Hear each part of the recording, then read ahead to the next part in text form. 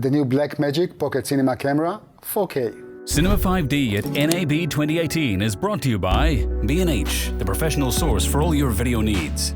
CVP, your one-stop shop for cine, video, photo, and more. Manfrotto, imagine more. And Sigma, the art in every lens. Hi, I'm Johnny from Cinema 5D, and I'm here with Grant Petty from Blackmagic Design. How are you? Good, how are you?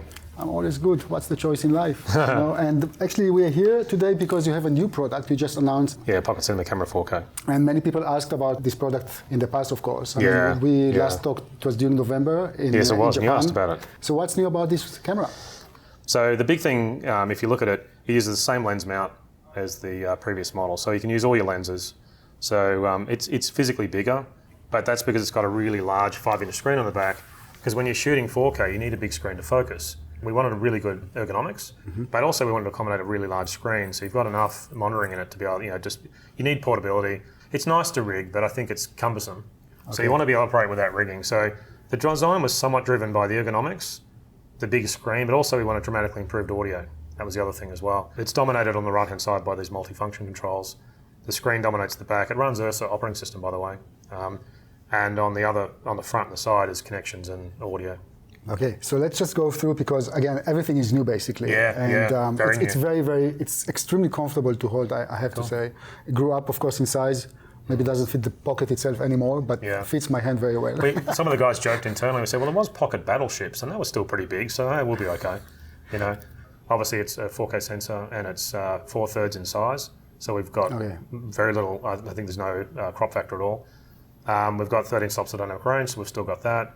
The big thing is it's 25,600 ISO. Okay, so the low light capability is much improved, much better. Yeah, a dual gain as well. 60 frames a second in 4K. That was the other thing. The original Pocket camera was HD only, but it was 30 frames. So we wanted to go up to that.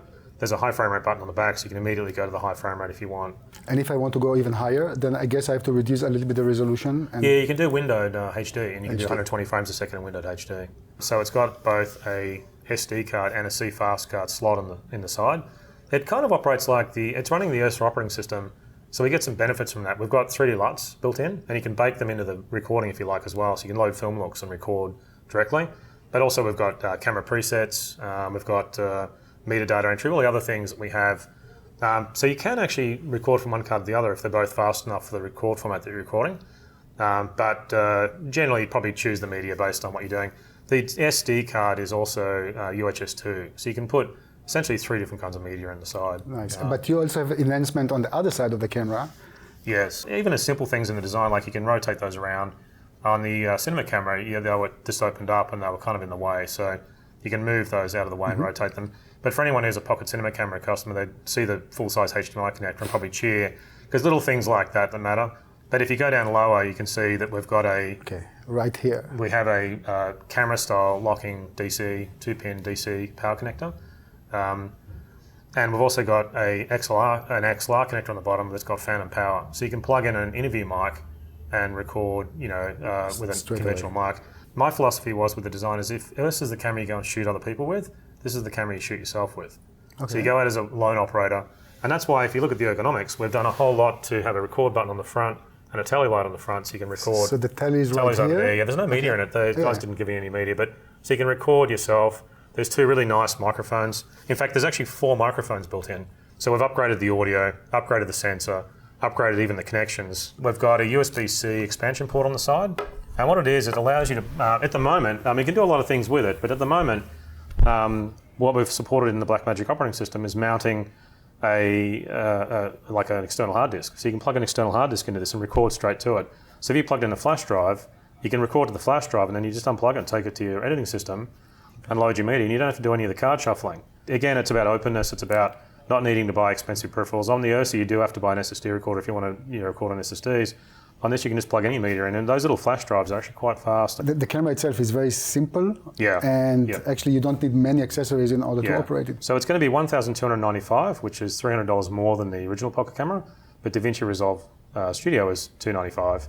So essentially the difference in price is the full DaVinci Resolve Studio comes with it. So we have larger sensor, same lens mount, massive screen in the back to help with focusing, a lot of buttons here to help with operation. And some custom buttons on the top too. You can actually program those buttons, assign them, Full HDMI, microphone of course, and headphones here, and also XLR Phantom powered connector, and USB-C if we want to connect just any media. Media it also does HDR recordings as well. So it is, it's 13 stops of dynamic range and HDR, and obviously a great ISO now. Obviously we've got some great sensitivity. In terms of codecs, recording codecs, it keeps the older one, like in so obviously we do RAW and we do ProRes, and we can add other codecs, of course. So I think if you're doing like RAW in 60 frames a second in 4K, you probably want to use the CFast cards or the external media. But you can even put the SD cards that you used on the original Pocket camera, and you can record HD to them. You can still run full frame, because it'll run at full frame and then scale down to HD. So you get wonderful anti-aliasing. You can put that down to the SD card that you've always used. So you can use the same lenses and the same media across from the Pocket Cinema camera, which was that link. Even the design itself, we used to use a new material called carbon fiber, polycarbonate, and composite. So we've even started to explore new materials because we wanted the thing to be very lightweight. So we've been able to shave off hundreds of grams of weight. I think the trick is you never quite know how it's going to be used, but you want to allow for every possible way it can be used, because we're like a foundation that people can then explore, using the camera in a whole different ways. It's our place to allow possibilities and see what people do. Yeah.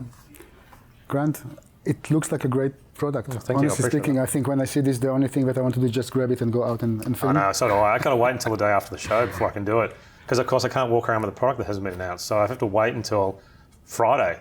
I literally run around Las Vegas with the camera myself, so I don't know how many cameras we've launched where I only get a chance to use it on Friday. Otherwise, the thing just has to be hidden in a lab somewhere, and it's our chance to play with it as well. So we're all desperately waiting to use it. Good. Thank you very much. It was a pleasure to talk to you again. Yeah, nice to see you. And thank you very much for watching.